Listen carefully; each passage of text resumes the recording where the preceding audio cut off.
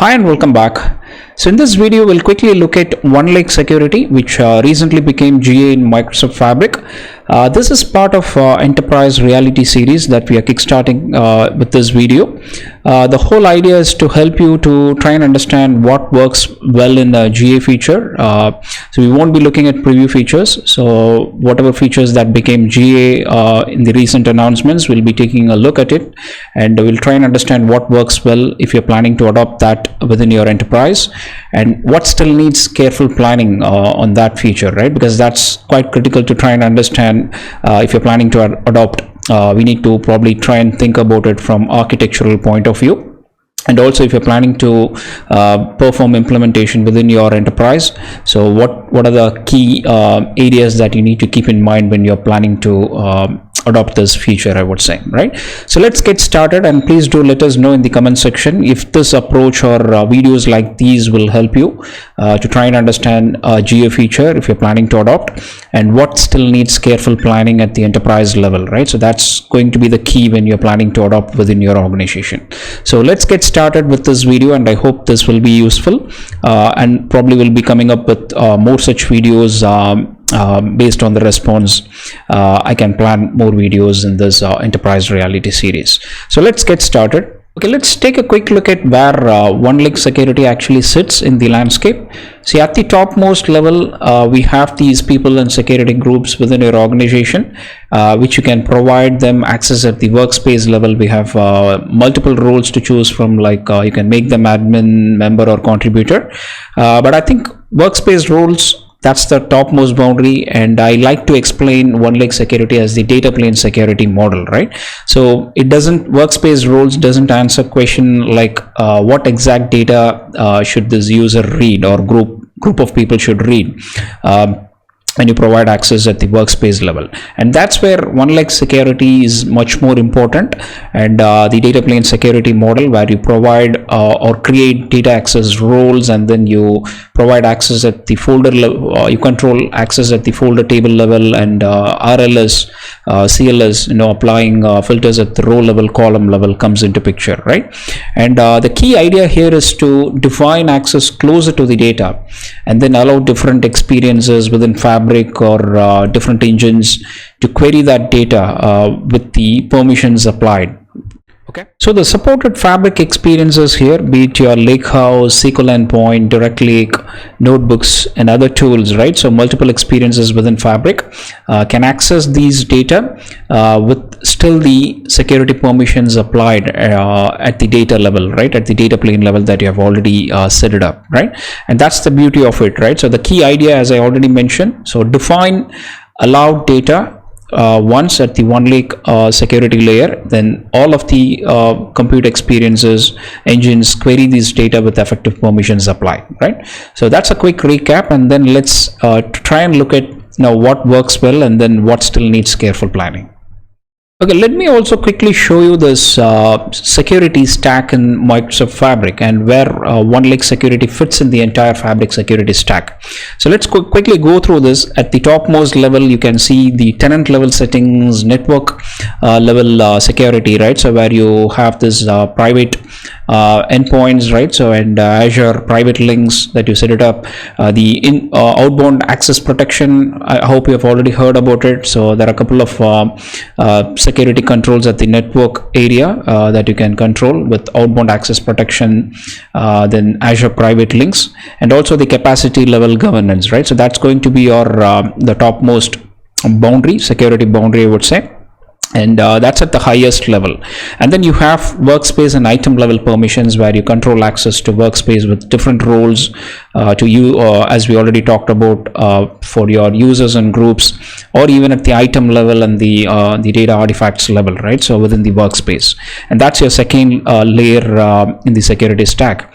And then comes OneLake Security, where we move the security closer to the data itself in OneLake, right? So that's what we call it as OneLake Security, where you're trying to secure the data in OneLake across the Lakehouse, and then all of the experiences that that's going to consume this data with the effective permissions applied, as we already talked about, right? And then you have your semantic model report level security, where you control data access in semantic models and reports.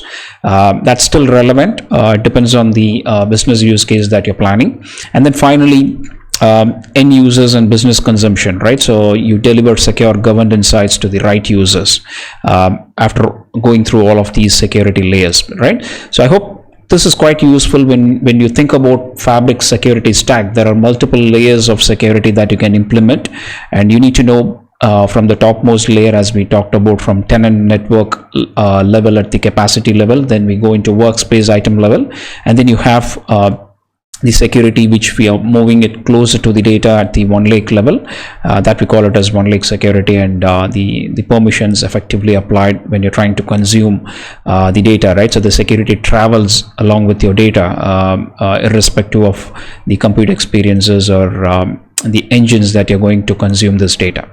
Well, let's quickly talk about what works well with this OneLake Security GA feature, what you need to know, and then maybe we'll next talk about what still needs careful planning.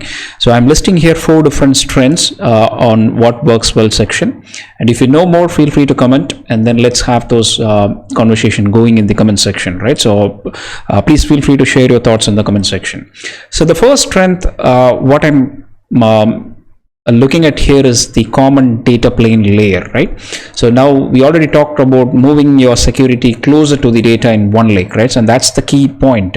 Security moves closer to your data itself, instead of, let's say, recreating or applying security separately for each downstream tools or experiences, and that's going to be a headache, right? So at the enterprise level, and that's the key point, or the first strength which I wanted to highlight here. The OneLake security is going to be your common data plane layer, and as we're trying to move this security closer to the data itself, and then multiple experiences can still consume this data with the permissions effectively applied. And then the second strength would be fine-grained access, right? So you still have this role permissions that can be combined with the folder level, table level scope, plus the RLS, CLS that you can apply to restrict any rows that you may need to, probably at the regional level or column level restrictions if you need to hide sensitive columns. And then the fine-grained access would be your core strength, I would say, right? So that comes along with the OneLake security. In OneLake security or OneLake catalog, you get this security tab where you go ahead and create all the required roles at the enterprise org level, and then still combined with the fine-grained access under this each role that you're going to plan and create. Okay, and then the third strength would be better fit for shared data products, right? So it's quite useful when multiple personas within your organization, right? So be it your financial data analysts or whatever personas that you have within your team. So if they need controlled access to your data, right? So to the same lake-centric data estate, then that's going to be quite useful, and it fits better for shared data products within your organization, and that's your third strength we can highlight. And then finally, cleaner architectural conversations, right? So because now the security can be discussed as a part of your OneLake design itself. If you're planning to adopt Fabric, then I think the conversation is going to be the security conversation is going to be at the OneLake design surface itself, not only, let's say, at the report level or workspace level access, right? So we can just try and have this conversation as a part of your OneLake design. So this is where, if you think about it, OneLake security become much more than the permission screen itself, right? So the key idea of coming up with such design is to move the data or the security closer to the data, right? Then it's going to become a part of your enterprise data product design itself. Well, now let's discuss what still needs careful planning if you're planning to adopt OneLake security within your enterprise. So let's go through each of this, which is quite important to understand if you're planning to adopt. So the first is the layering confusion. So what does that mean, right? So you have multiple layers, as we talked about when it comes to Fabric security stack. We have workspace level roles that you can implement, item level permissions. Then you can create this data plane security layer that we talked about, which is at the OneLake level, or even at the semantic model level. You can implement RLS, or those are the different layers, right? So you have to know what these each layers are and explain the boundary real clear. I think teams may often mix up these layers, right? So probably providing access at the workspace level while they need to provide it at the data plane level, right? So you have to be really clear on what these security layers are, and what are the different layers we have and the boundary we have, and then define it very clearly without causing any confusion, right? So that's what we call it as layering confusion, which is the first key point which I need to highlight. So when you want to carefully plan implementing or adopting this feature within your organization. And the second key thing or key point that you want to take a look or keep in mind when you're planning this is the role explosion risk. So what does that mean, right? So too many narrow roles often makes governance really hard, right? So it could be your department. If every region, department, or project, or even the exception becomes a separate role within your org, then I think the governance is going to be a headache, right? It's going to be really hard. So always the recommendation is start with business domain specific roles and then expand only when it is needed, right? So in that way, I think you're going to scale it in a responsible way, right? So make sure, I think, you're not exploding the roles when you're planning to create it, right? So that's the second key point that you need to keep in mind. And the third thing is bypassing the expectations, right? What does that mean? So we have different roles like admins, members, contributors, and owners at the workspace level, and they may not be the audience, right? So for let's say for least privilege data consumption patterns or testing, so you need to make sure, I think, they're not the right ones to go ahead with testing for least privilege data consumption patterns. And then comes your operating model gap, right? So I think within your org, someone needs to be there who must own this role creation, testing of these roles, review cycles, and then let's say documentation or even change approvals.